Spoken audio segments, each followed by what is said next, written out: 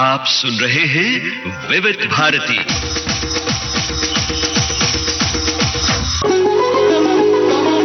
विविधा, विविध भारती के विविध रंगी कार्यक्रमों की विविधा। तोम तनाना तनाना देरे नो, तोम तनाना तनाना देरे ना तादारे तादारे दादी सदिया ना देरे ना। विविधा में आप सभी का बहुत बहुत स्वागत है। मैं हूं आपका दोस्त यूनुस खान।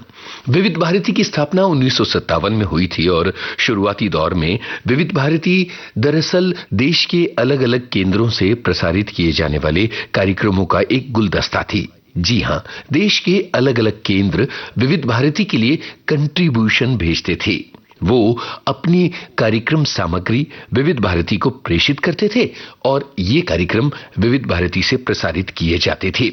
इसीलिए विविध भारती के खजाने में देश के कोने कोने के आकाशवाणी केंद्रों की अनमोल रिकॉर्डिंग्स मौजूद हैं। अगले हफ्ते हम विविधा कार्यक्रम में आपके लिए एक सरप्राइज लेकर आने वाले हैं। शुरुआत हम एक अनमोल रिकॉर्डिंग से करेंगे जो विविध भारती के खजाने में खोजबीन के दौरान हमारे हाथ लगी है।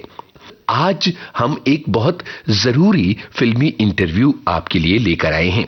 सबसे पहले अगर कविताओं से शुरुआत की जाए तो कैसा रहेगा?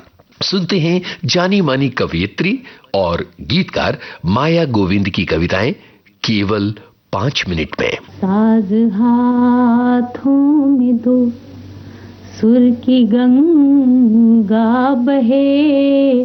साज हाथों में दो, सुर की गंगा बहे। यादगारों में हो आज की यामिनी, इससे पहले के हम के अंधेरे बढ़ें। आ बिखेरे चलो गीत की चांदनी। साज हाथों में दो, जिंदगी जिंदगी भर को मिलती नहीं। जिंदगी जिंदगी भर को मिलती नहीं। वक्त कितना है कम जिंदगी के लिए। जन्म भर ना सही एक पल को मिलो। जन्म भर ना सही एक पल को मिलो। हम भी ये कह सकें एक पल तो जिए। आज स्वीकार से मांग भर दो अगर, तो सुहागन बने कामना कामिनी। साज हाथों में दो, सुर की गंगा बहे। यादगारों में हो आज की यामिनी। साज हाथों में दो। अंतिम पंक्तियां हैं कि तुम हृदय से हृदय का वरण तो करो। तुम हृदय से हृदय का वरण तो करो। तुम अधर का कभी आचुमन तो करो। मधुकरों का जरा अनुसरण तो करो। प्रेमियों की तरह आचरण तो करो। हंस का अनुकरण कर यूं नादान बन हंस का अनुकरण कर, यूं नादान बन उड़ न जाए कहीं प्राण की हंसनी साज हाथों में दो, सुर की गंगा बहे यादगारों में हो आज की याद। जानी मानी कवित्री माया गोविंद को सुनना अपने आप में एक अनुभव होता है और प्यास रह जाती है। उनके सुनाने का तरीका बड़ा अलबेला है। कवि सम्मेलनों में भी वो छाई रहती हैं। कविता तो हमने आपको सुनवाई, कविता के पीछे पीछे अगर कहानी आए और वो भी 5 मिनट में खत्म हो जाए तो आपको कैसा लगेगा? जमाना तेज रफ्तार का है, इसलिए जाने माने कथाकार, अनुवादक और उपन्यासकार सूरज प्रकाश की कहानी हम आपके लिए लेकर आए हैं। एक ऐसी कहानी जो केवल 5 मिनट में खत्म हो जाएगी और आपको सोचने पर मजबूर करेगी। चलिए सुनते हैं सूरज प्रकाश से उनकी कहानी सुनंदा। सुनंदा वाजपेयी साई की केस हैं। वैसे एमए पास हैं, दिखने में भी अच्छी हैं। जब ठीक होती हैं और ढंग से तैयार होकर आती हैं तो सब उनकी नफासत की दाद देते हैं। कभी अच्छी वर्कर मानी जाती थी। एक दिन बस एक्सीडेंट की वजह से सिर पर गहरी चोट लगी। 3 दिन तक कोमा में रही। बाद में होश तो आ गया लेकिन दिमागी संतुलन बिगड़ गया। अस्पताल से छुट्टी तो मिली लेकिन लंबे और महंगे इलाज की सलाह के साथ। घर वालों ने हैसियत भर इलाज करवाया। कभी ठीक भी हो जाती लेकिन जहां इलाज रुका दौरे पड़ने लगते, अनाप शनाप बोलने लगती। न कपड़ों की सुध रहती न नहाने धोने की। पर्स में न जाने कहां कहां के कागज भर लेती और या घंटों नहाती रहती। कभी ऑफिस न पहुंच पाती और कभी घर न पहुंच पाती। डॉक्टरों का कहना था पूरा इलाज होना चाहिए इनका। जहां चूक हुई हर बार नए सिरे से इलाज करना पड़ेगा। माँ बाप की और भी औलादें थी। 2-1 महीने इलाज कराते, जरा सा ठीक होने पर इलाज बंद कर दिया जाता। फिर वही हालत। माँ बाप ने पता नहीं क्या सोचकर आधा अधूरा इलाज कराया और वैवाहिक विज्ञापन के जरिए एक फैक्ट्री वर्कर से उनकी शादी कर दी। उस बेचारे से सारी बात छिपा ली गई। यह शादी एक तरह से इंजेक्शनों के असर में की गई थी। लड़के ने कमाऊ लड़की देखी, ऑफिस से मिलने वाली सुविधाओं का हिसाब लगाया और शादी हो गई। शादी से पहले दिए गए तेज इंजेक्शनों और दवाओं के असर में सुनंदा ने कुछ दिन तो ठीक ठाक खींच लिए, लेकिन जल्दी वे अपने रंग में आ गई। घर पर तो कोई भी दवा दिलवा देता था, यहाँ कौन दिलवाता।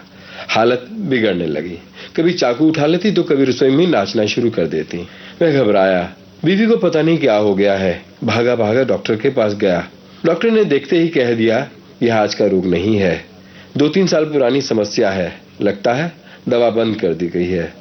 पुराने केस पेपर कहाँ हैं? अब उसे भी लगने लगा बीच बीच में सुनंदा का व्यवहार बदल क्यों जाता था। मजे की बात उसने ऑफिस भी जाना शुरू कर दिया था और वहां से भी कोई शिकायत नहीं आई थी। उसके घर वालों से बात करना बेकार था। उन्होंने ही तो उसे धोखा दिया था। डॉक्टर ने साफ कह दिया जब तक इलाज चलता रहेगा वह ठीक रहेगी। और वह सुनंदा को घर ले आया था। उसने सभी पहलुओं पर गौर किया। यह सब कैसे और क्यों हुआ? यह तो तय है उसे धोखा दिया गया है। नौकरी के चक्कर में एक पगली लड़की उसके पल्ले बांध दी गई है। अब है क्या तलाक मांगे जो मेडिकल आधार पर उसे आसानी से मिल जाएगा, या नौकरी छुड़वाकर घर बिठाए या इलाज करवाता रहे, किसी तरह दवाओं के बल पर सुनंदा को ठीक रखे। उसने देखा कि सुनंदा 10-20 दिन तक इलाज कराने के बाद ठीक हो गई और ऑफिस भी जाने लगी। सब कुछ नॉर्मल हो गया, मानो कुछ हुआ ही ना हो। उसने पता लगाया पहले भी ऐसा ही चलता रहा था 2-2.5 साल तक। न घर में उसकी परवाह थी किसी को, न ऑफिस में। मिस्टर वाजपेयी ने यह भी देखा कि बेशक सुनंदा की शादी हो गई है, अक्सर ढंग से तैयार होकर विवाहित होने का एहसास भी दिलाती है, लेकिन कुल मिलाकर वह दीन दुनिया से परे है। जो मिला पहन लिया, जो पकाया खा लिया, हर तरह से खुश। ऑफिस जाती है और सीधे घर लौट आती है। हाँ, पूरी पगार लाकर उसे थमा देती है। पूरे 8,000 रुपए, उसकी अपनी पगार से 3 गुना, जबकि उसकी खुद की कोई मांग नहीं है। वह अपने में ही मस्त है। तो क्या जरूरत है इलाज कराने की? जब बिना ही इलाज कराए, बिना ठुके वह 8,000 रुपए कमाकर ला सकती है, तो क्यों वह तलाक की सोचे या उसकी पक्की नौकरी छुड़वाए? जब ऑफिस बिना काम करवाए उसे पूरी पगार देने को तैयार बैठा है, तो उसी को लेने में क्यों तकलीफ हो? चलने दो इसी तरह। आखिर उसे भी तो धोखा दिया गया है, वह अपने तरीके से बदला लेगा। जब सुनंदा की तबीयत ज्यादा बिगड़ने लगती है तो उसे कुछ दिन ऑफिस नहीं भेजता या एक आध सुई लगवा देता है। बाकी तो सुनंदा जैसी है उसी में खुश है। जब इलाज चल रहा होता है तो खूब खुश रहती है, पति की खूब तारीफ करती है। नहीं तो उसकी अपनी दुनिया है और वह उसी में मस्त है, शिकायतों, तनावों और रोज रोज की परेशानियों से परे। वह तो एक ऐसी चलती फिरती मशीन है जो दिन भर ऑफिस में बैठने के 8,000 रुपए पाती है। यह पैसे वह अपने पति को 2-4 जोड़ी कपड़ों, 2 वक्त की रोटी और एक बिस्तर के एवज में दे देती है। उस पर यह आरोप कैसे लगाया जा सकता कि वह पागल है। इतना अधिक करने कमाने के बावजूद वह अपने लिए कितना कम रखती है। सच, वह कितनी भोली है। उस बेचारी को तो यह भी नहीं पता कि उसके पति ने अपनी फैक्ट्री के पास एक और घर बसा रखा है और उस घर में रहने वाली दूसरी औरत का सारा खर्च सुनंदा के वेतन से ही पूरा किया जाता है। दिन भर आप विविध भारती से फिल्मी गीत सुनते हैं, लेकिन विविध भारती के पास गैर फिल्मी रचनाओं का भी एक बड़ा खजाना है। आज विविधा कार्यक्रम में हम आपके लिए कुछ लोकगीत भी लेकर आए हैं और आज के लिए हमने 2 राज्यों को चुना है, एक राजस्थान और दूसरा उत्तर प्रदेश। तो पहले उत्तर प्रदेश का एक मजेदार लोकगीत सुनते हैं। ये असल में एक दादरा है। इसे मुश्ताक अली ने गाया है और संगीतकार हैं R.K. गुप्ता किशन। सुनिए और आनंद लीजिए। जुलम करे मुखड़े पे दिल काला काला, जुलम करे मुखड़े पे दिल काला काला, न देखे अंधेरा न देखे उजाला, जुलम करे वो जुलम करे मुखड़े पे दिल काला काला, जुलम करे मुखड़े पे दिल काला काला। जब से देखी सूरत यह प्यारी, जियरा पे मोरे चलत है आरी, हाथ न आवे मोरे गोरी, हाथ न आवे मोरे गोरी, लाख जतन कर डाला जुलम करे, जुलम करे मुखड़े पे दिल काला काला, जुलम करे मुखड़े पे दिल काला काला। गली गली ये शोर मचा है, धरती पर एक चांद उगा है, जिसको देखा उसी को पाया, जिसको देखा उसी को पाया, है तेरा हिम्मत वाला जुलम करे, जुलम करे मुखड़े पे दिल काला काला, जुलम करे मुखड़े पे दिल काला काला। सधुओं ने छोड़ी सधुआई, ठकुरन ने छोड़ी ठकुराई, तुम्हारी जुल्मी सूरतिया के कारण, तुम्हारी जुल्मी सूरतिया के कारण, छैलन में चले तीर भाला, जुलम करे ओ जुलम करे मुखड़े पे दिल काला काला, जुलम करे मुखड़े पे दिल काला काला। दांव पे लागी है महल अटारी, कहीं के भागमा को तुम प्यारी, अब से तोरी चाह में गोरी, अब से तोरी चाह में गोरी, कितनों का निकसा दीवाला, जुलम करे, जुलम करे मुखड़े पे दिल काला काला, जुलम करे मुखड़े पे दिल काला काला, न देखे अंधेरा न देखे उजाला, जुलम करे मुखड़े पे दिल काला काला, जुलम करे मुखड़े पे दिल काला काला। मुश्ताक अली की आवाज में आपने उत्तर प्रदेश का ये दिलचस्प लोकगीत सुना। हमें पूरी उम्मीद है कि इस लोकगीत ने आपके दिल को बहुत लुभाया होगा। चूंकि हम यूपी में हैं तो चलिए यूपी की तरफ से हंसी की फुलझड़ियां छोड़ी जाएं। आ रहे हैं कानपुरिया राजू श्रीवास्तव। दोस्तों, मुंबई रेलवे में एक अनाउंसर की जगह निकली है, रेलवे अनाउंसर की। तो बहुत से लोगों ने अप्लाई किया है नौकरी के लिए। आज उसका ऑडिशन है। आइए चलें रेलवे स्टेशन, जहां बड़े खास कैरेक्टर उस नौकरी के लिए आए हैं। सबसे पहले आते हैं रेडियो टीवी के फेमस अनाउंसर, जिनको आपने रेडियो पे बहुत बार सुना है। वो अगर रेलवे अनाउंसर होंगे तो किस तरह से अनाउंसमेंट करेंगे? नमस्ते बेन भाइयों। भाई प्लेटफॉर्म नंबर 2 की गाड़ी कल्याण के लिए तेज गाड़ी है। चलने में बेजोड़ लाजवाब, पहुंचाए वक्त पर। बहनों भाइयों, भाई ये गाड़ी कल भी तेज गई थी, परसों भी तेज गई थी, नरसों भी तेज गई थी। भाई पहुंचिए, अपनी सीटें सुरक्षित कराइए, छूटने में सिर्फ कुछ ही मिनट बाकी। तो बस बहनों भाइयों, पकड़िए अपनी सीट और मुझे दीजिए आज्ञा। आज ही के दिन, आज ही के समय, अगले हफ्ते फिर मुलाकात होगी। नमस्ते। दूसरे हमारे रेलवे अनाउंसमेंट के लिए आए हैं दिलीप कुमार। भाई ये ट्रेन है, कमाल की ट्रेन है भाई, कमाल की ट्रेन है ये। सुना तुमने?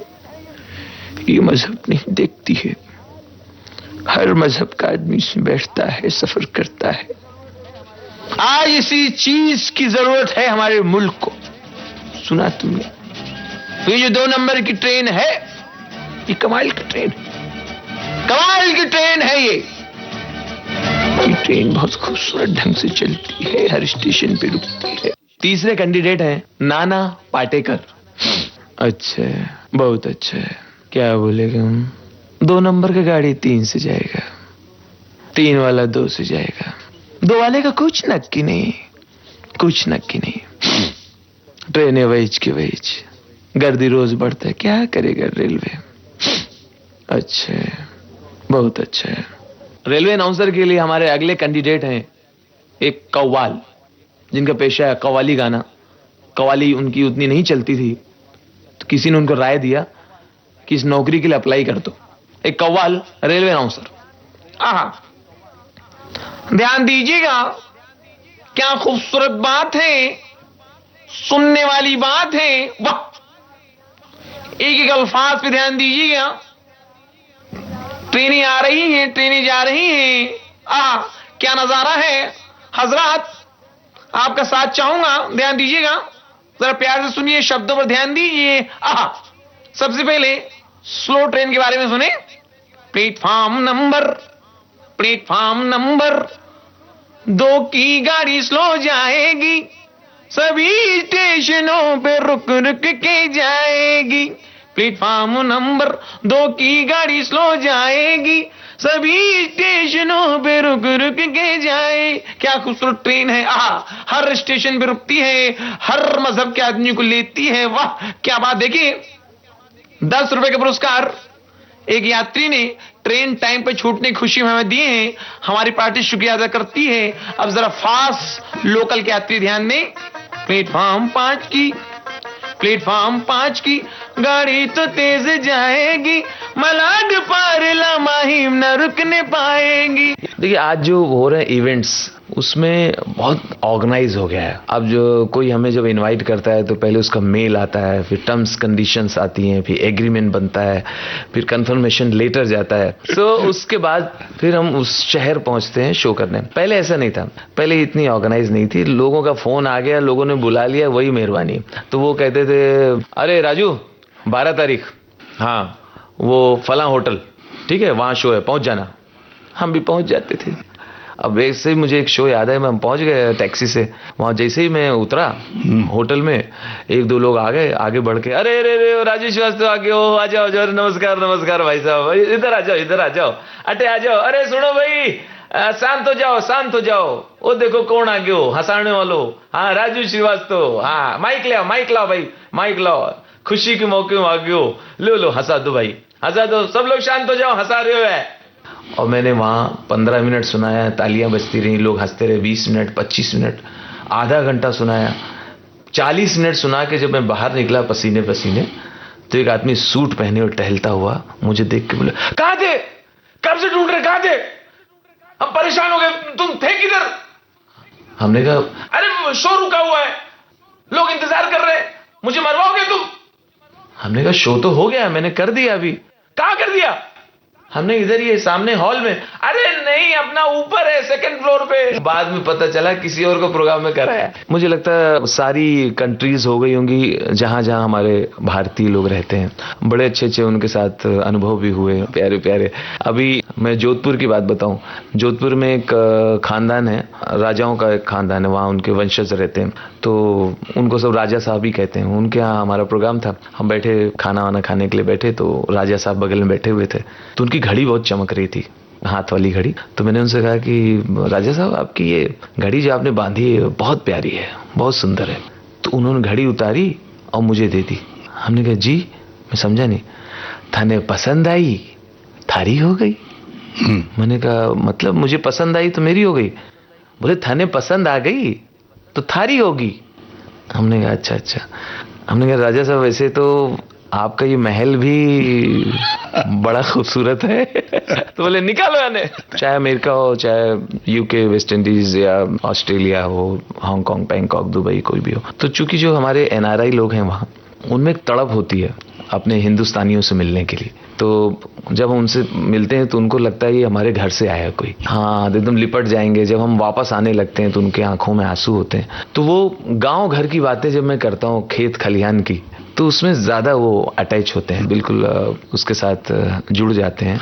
वहाँ मैंने सुनाया है कि हमारे यहाँ जब एड्रेस पूछो तो कैसे बताते हैं, और हमने कहा आपके अमेरिका में पूछो तो कैसे बताते। तो हमने कहा हमारे कानपुर में तो बहुत टाइम है उनके पास और उनकी ज़िंदगी में संतोष है, तो वो सब चीज़ आराम से बताते हैं। मैंने एक से एड्रेस पूछा जबकि मुझे बहुत अर्जेंट थी। मैंने कहा अरे भाई साहब ये राम अवतार कहाँ रहते हैं? राम अवतार, राम अवतार, राम अवतार के बारे में पूछ रहे हैं? अच्छा, सुना सुना नाम लग रहा है। मतलब राम अवतार के यहाँ आपको जाना है? अच्छा अच्छा, तो मतलब काम होगा आपको कोई? तो हमने कहा राम अवतार ये वही तो नहीं जो पेट्रोल में मिट्टी तेल मिलाते पकड़े गए रहे हैं? हमने कहा हाँ हाँ वही वही। अच्छा अच्छा, अखबार में खबर पढ़ा भैया, एड्रेस नहीं मालूम। लेकिन अमेरिकन्स गोरे पूरे डेडिकेशन के साथ समर्पित होके बताते हैं एड्रेस। मैंने एक से पूछा, हमने कहा excuse me sir, I want to go this place.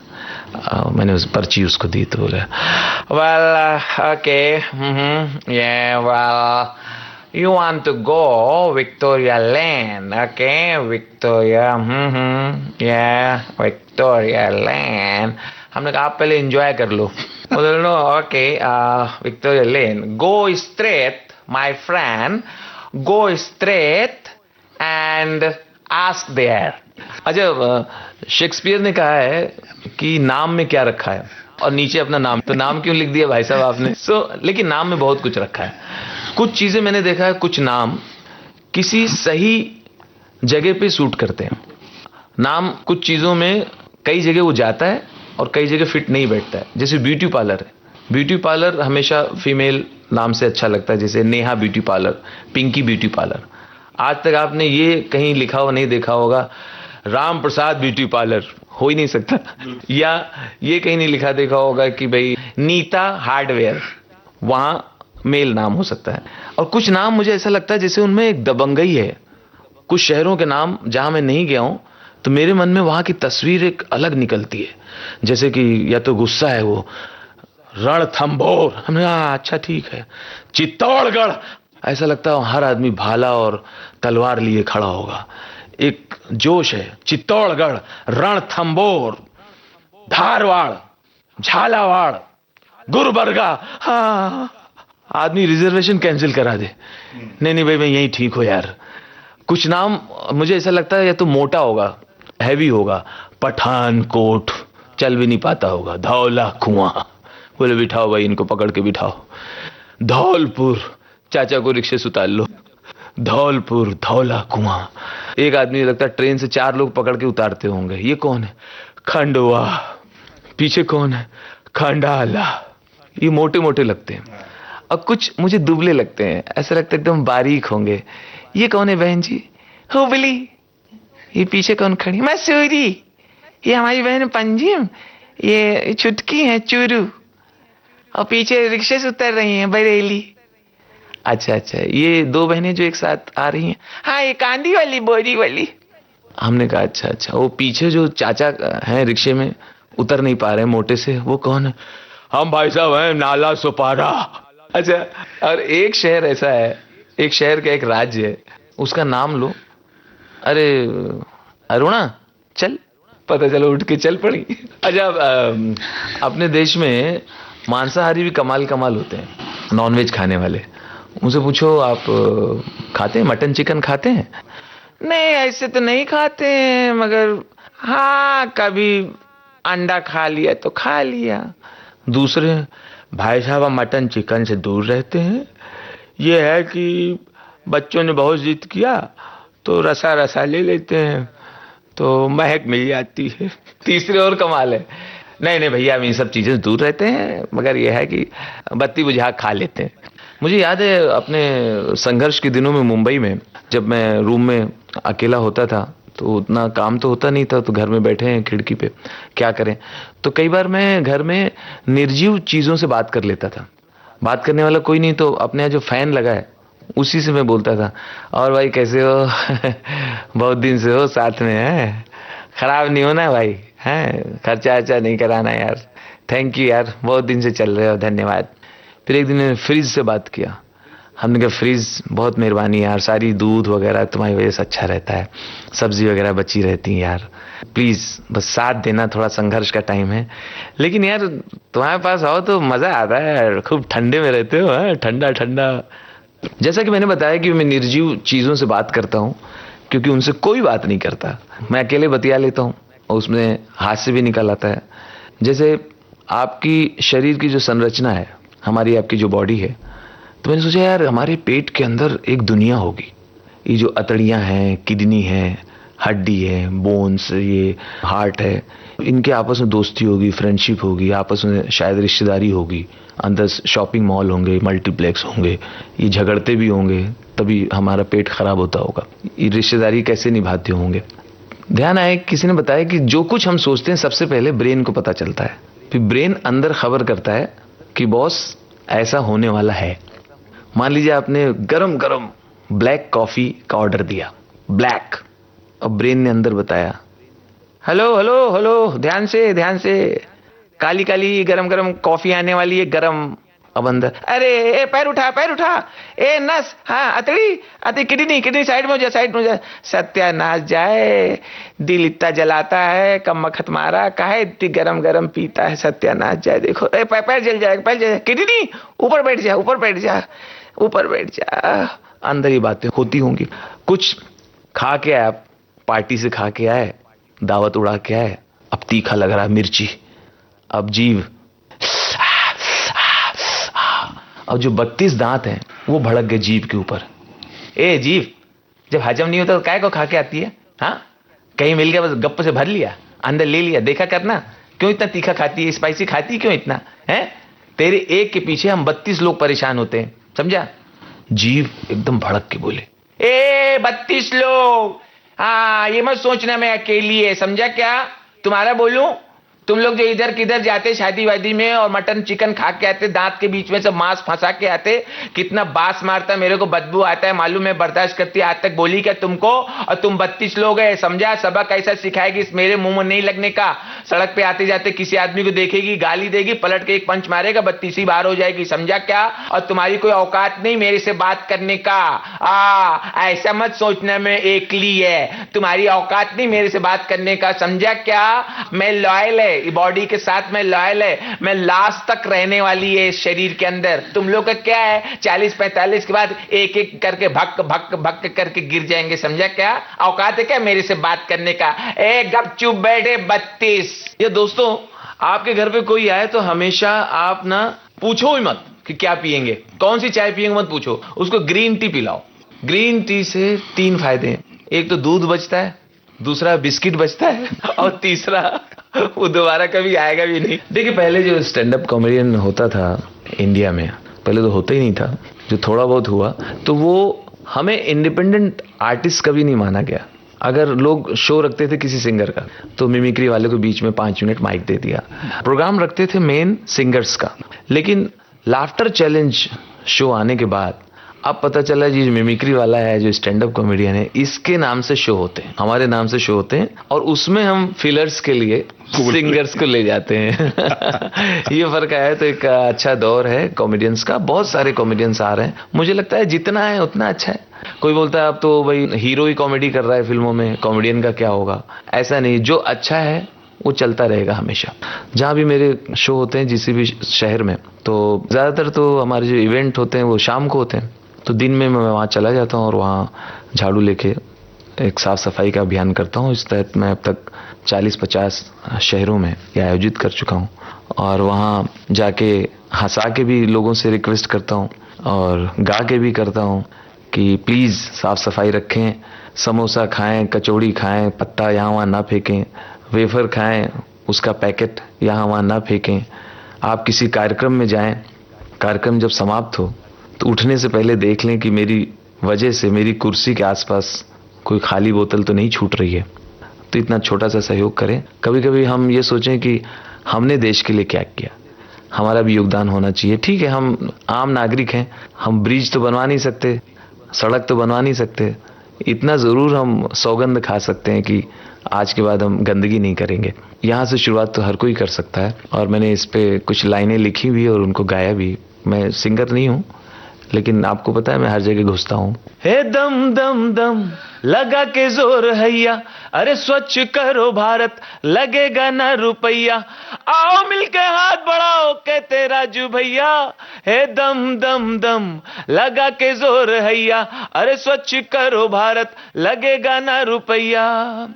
अपने अपने क्षेत्र से शुरू करो ये काम, ना सोचो क्या दुनिया कहेगी, क्या होगा अंजाम।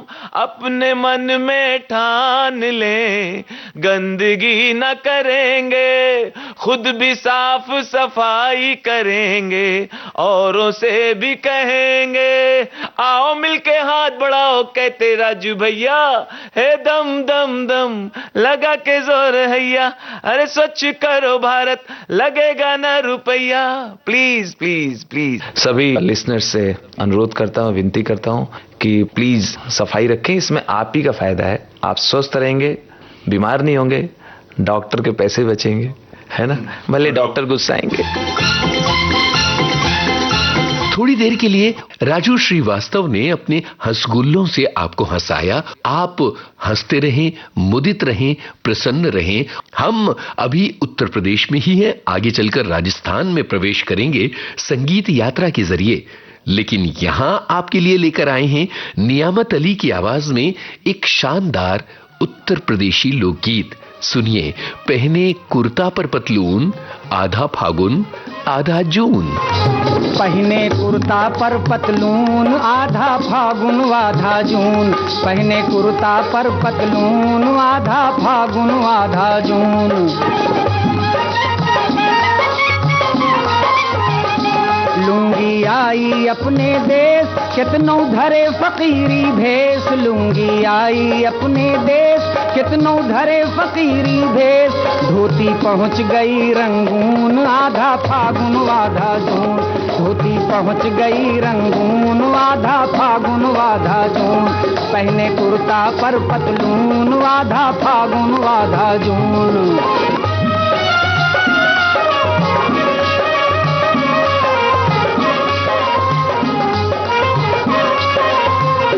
बाहर फैशन खूब बनावे, हरदम फिल्मी राग सुनावे। बाहर फैशन खूब बनावे, हरदम फिल्मी राग सुनावे।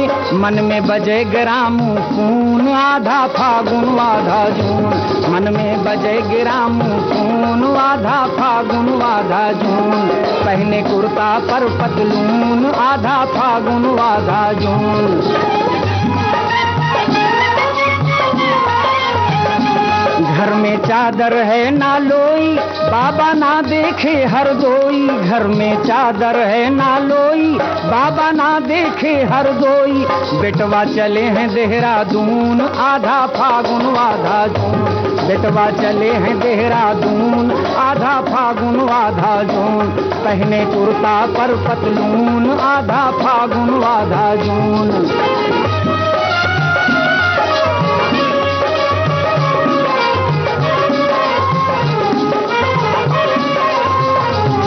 बाबा सूखी रोटी खावे, बेटवा अंडा खूब उड़ावे, बाबा सूखी रोटी खावे, बेटवा अंडा खूब उड़ावे, अम्मा खाए आलू भून, आधा फागुन आधा जून, अम्मा खाए आलू भून, आधा फागुन आधा जून, पहने कुर्ता पर पतलून, आधा फागुन आधा जून, पहने कुर्ता पर पतलून, आधा फागुन आधा जून।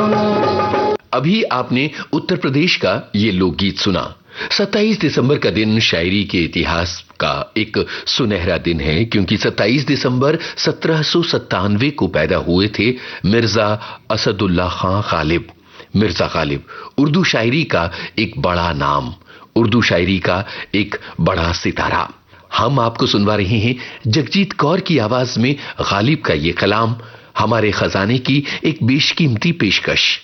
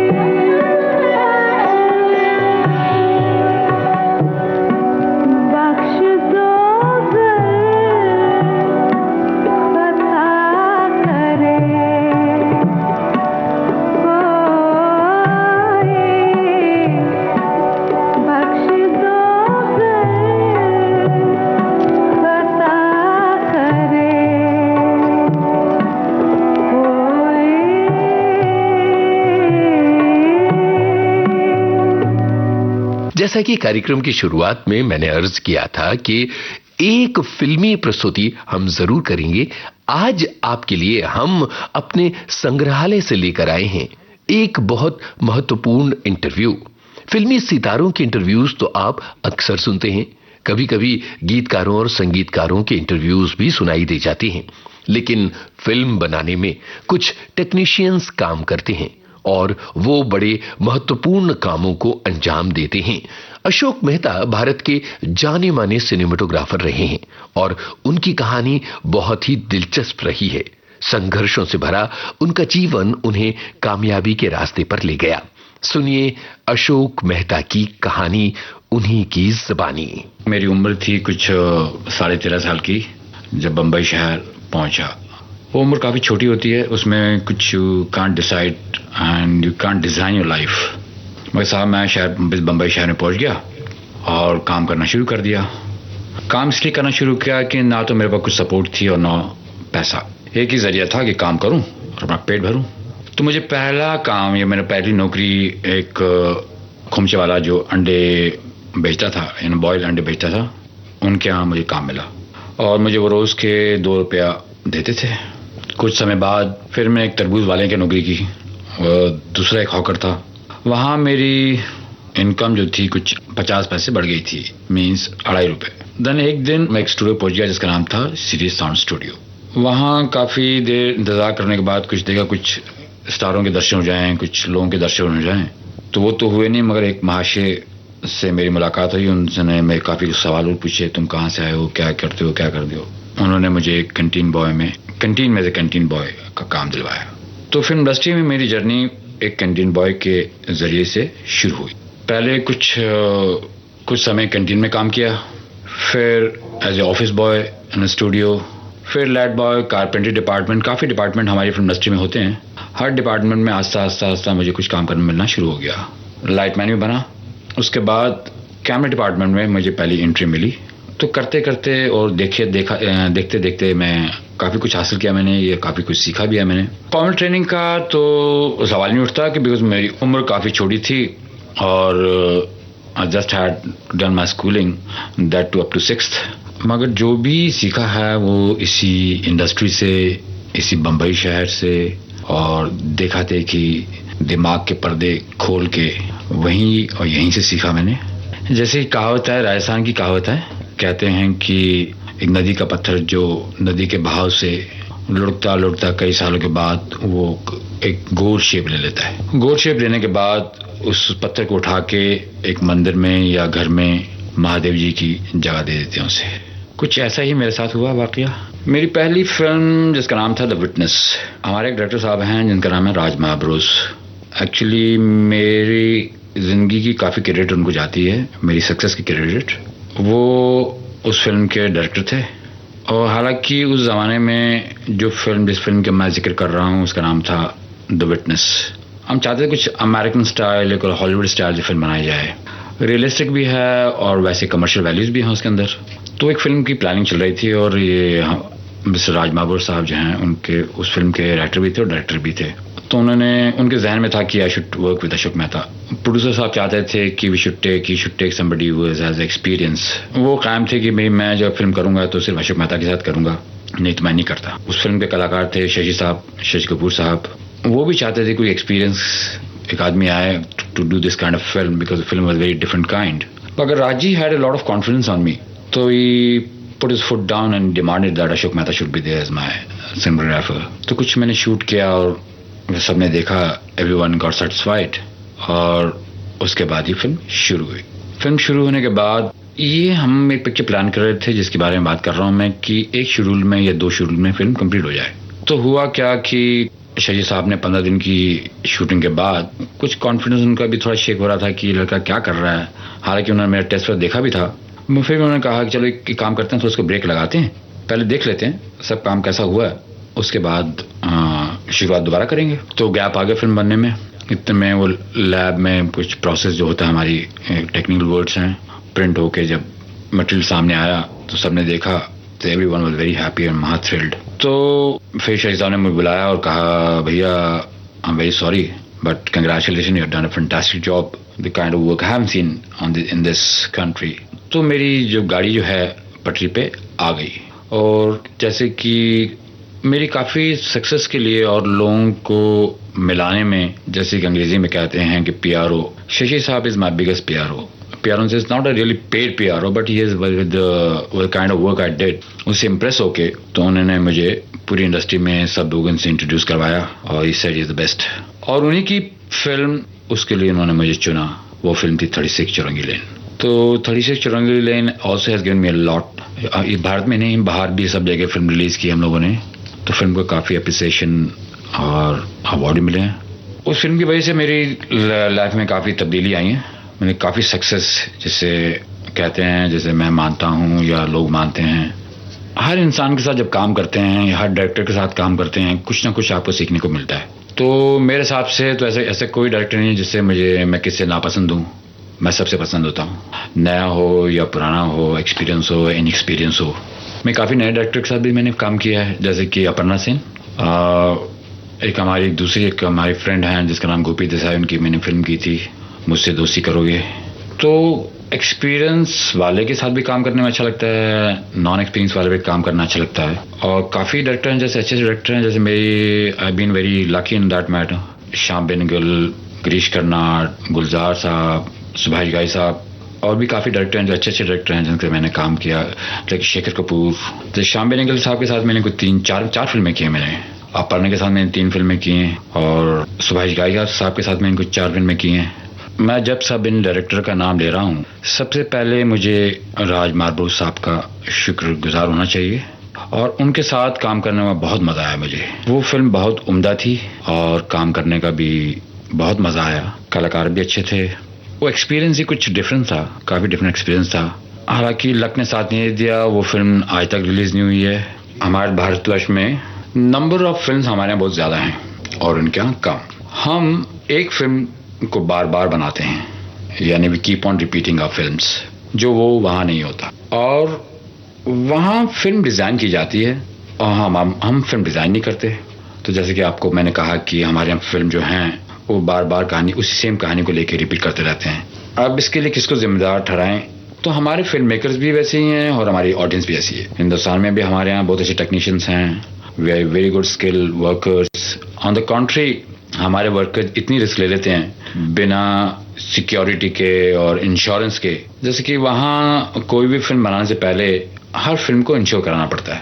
हर इंसान, जितने लोग हैं ए से लेके जेड तक, वो सब इंश्योर होते हैं। हमारे यहाँ कुछ इंश्योरेंस भी नहीं है और हमारे workers they are much better in that way. जैसे कि ये किस्सा मैं सुनाता हूँ आपको। जब हम फिल्म कर रहे थे बैंडिट क्वीन, एक हमारी क्रेन है वो जो काफ़ी हैवी है वो, और हमें एक पहाड़ पे लेके जाना था उसे। तो वो हमारे एक जो टेक्नीशियन आए थे वो आए थे इंग्लैंड से, तो उनसे मैंने कहा कि वो क्रेन मुझे वहाँ पहुँचाना है। तो जाके उन्होंने देखा और उन्होंने कहा साहब ये तो पहुँच नहीं सकती, it's not possible. Then I called my boys. तो हमारे लड़कों ने बोला भैया क्रेन पहुँचा दो। साहब पहुँच जाएगी। तो कितना टाइम चाहिए? बोला आप मुझे 1 घंटा दे दीजिए। मैं अच्छा 1.5 घंटे में पहुँचा दीजिए। तो वो पहुँच गई। और वो हमारे जो ब्रिटिश साहब थे जो हमको वो ग्रिप डिपार्टमेंट में हेल्प कर रहे थे, वो भी अचंभे में रह गए कि कमाल है ये लोग। देन जब फिल्म कंप्लीट हो गया, जब जाने लगे ये सेट कि आप लोगों के जो वर्कर्स हैं कमाल है एक्चुअली। हमारा ऐसा तो नहीं है कि हम लोगों का ब्रेन नहीं है, सब कुछ है, मगर ओनली हम लोग what we lack is the planning अगर हम लोग कर लें तो हम हॉलीवुड से कम तो है नहीं है। वो भी इंसान है, हम भी इंसान हैं। तो सबसे पहले फिल्म मेकर्स और हमारे ऑडियंस को, हम दोनों को मैच्योर करना चाहिए और मैच्योर होना चाहिए, तो फिल्में अच्छी बनना शुरू हो जाएंगी। कई चीज़ें हैं जैसे कि ब्लैक एंड व्हाइट में बहुत अच्छी लगती हैं। जैसे कि रिसेंट हिस्ट्री में आप देखिए शिंडलर लिस्ट, ड्रामे का इम्पैक्ट, कहानी का इम्पैक्ट, वो जो ब्लैक एंड व्हाइट में आता है वो कलर में नहीं आता। अभी अंतर तो ये है कि इन्हांस हो जाती है हर चीज़। वो कई चीज़ें कि sometime you don't want to avoid कि भी एक कलर अवॉइड करना है, कि रेड अवॉइड करना है जो डिस्ट्रैक्ट करता है, या येलो, ब्राइट येलो को अवॉइड करना है। तो अगर वो ब्लैक एंड व्हाइट में होगा तो वी कैन इजीली अवॉइड, और वो बहुत सुंदर भी लगता है, अच्छा भी लगता है, इम्पैक्ट भी ज़्यादा आता है। तो अगेन वो everything depends on how you design your film. वैसे तो हर फिल्म इज़ ऑलवेज चैलेंज। तो जो भी फिल्म है, जो भी फिल्म मैं लेता हूँ, या फिल्म एक बार मैं हाँ करता हूँ करने के लिए, राज़ी हो जाता हूँ, तो वो फिल्म मेरे लिए चैलेंज हो जाता है। तो चैलेंज वाली फिल्में जैसे कि काफ़ी फिल्में मेरे पास जिनका मैं नाम ले सकता हूँ। जैसे कि एक फिल्म मैंने की थी श्याम बेनेगल साहब के लिए जिसका नाम था त्रिकाल। तो उसके लिए एक कैंडल का इस्तेमाल किया था हम लोगों ने। जहाँ हम लोग अगर आर्टिफिशियल लाइट अप करते हैं तो एक आर्टिफिशियलिटी पता चल जाती है। वो एक फिल्म जो रियलिस्टिक फॉर्म में बन रही थी, तो उसमें कैंडल जो हमने ओरिजिनल कैंडल यूज़ की थी हम लोगों ने, तो विदाउट मतलब कि दूसरी लाइटों का इस्तेमाल किए बिना। तो वो एक मेरी फिल्म है जिसका whenever I see that film I feel very happy about it. पूरी film we design that fashion, like people in Hollywood they do it. Film होता है कि हम अच्छी फिल्म बनाने की कोशिश करते हैं और फिल्म अच्छी बन जाए, तो कंप्यूटर के ज़रिए हो या वैसे ही हो तो फिल्म चलेगी। मैं हर फिल्म पसंद करता हूँ, नहीं तो मेरी लाइफ जो है वो स्टैग्नेंट वाटर की तरह हो जाएगी। तो मुझे खुशी होती है कि मुझे हर तरीके की फिल्म करने का मौका मिलता है। एड फिल्म मेकर्स भी आते हैं, फीचर फिल्म मेकर्स भी आते हैं, मेन स्ट्रीम, ऑफ बीट। तो मुझे किसी चीज़ की दिक्कत नहीं होती है और काफ़ी समझदारी के साथ मैं कोशिश करता हूँ कि जो भी फिल्म कर रहा हूँ और मैं अच्छे तरीके से करूँ, and I should contribute my self, my skill. जैसे कि है मंडी, उत्सव, सुस्मन, त्रिकाल, अंदरबार, एक 3D की फिल्म थी जिसका नाम था शिवा का इंसाफ, राम लखन, खलनायक, सौदागर, त्रिमूर्ति, बैंडेड क्वीन कह सकते हैं आप। और दूसरी फिल्म मैंने की है जिसका नाम है मेकिंग ऑफ महात्मा, गांधी जी की अर्ली लाइफ पे है। परोमा, सती, इजाजत। मेरा कुछ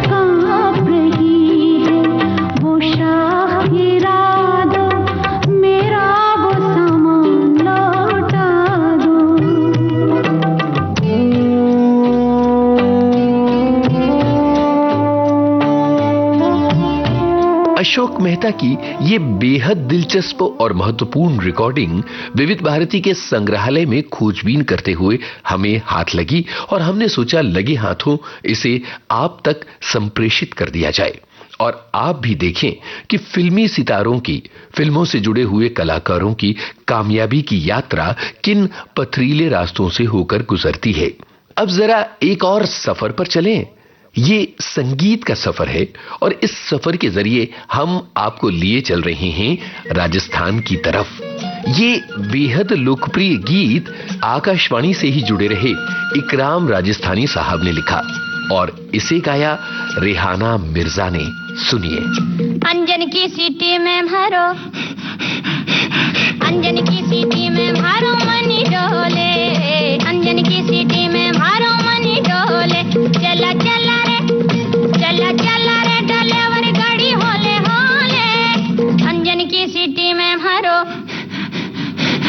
अंजन की सीटी में मारो मनी डोले, अंजन की सीटी में मारो मनी डोले।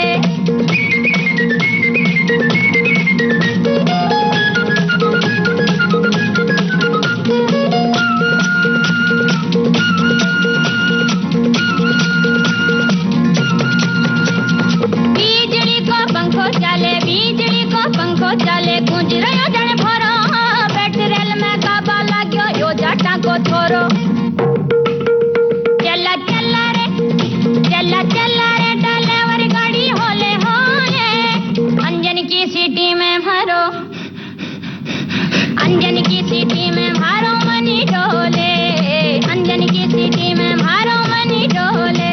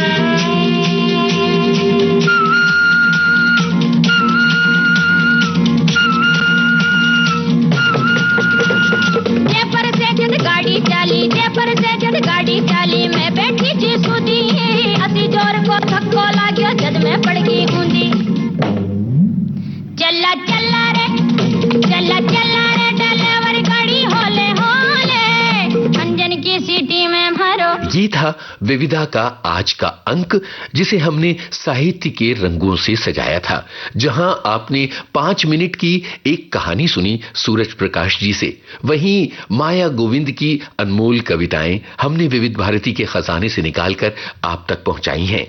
इसके अलावा आज के इस कार्यक्रम में राजू श्रीवास्तव ने आपको हंसाया। जाने माने सिनेमेटोग्राफर अशोक मेहता ने अपनी जिंदगी की कहानी भी आपको सुनाई। तो दूसरी तरफ हम आपके लिए लेकर आए थे उत्तर प्रदेश और राजस्थान के लोकगीत भी।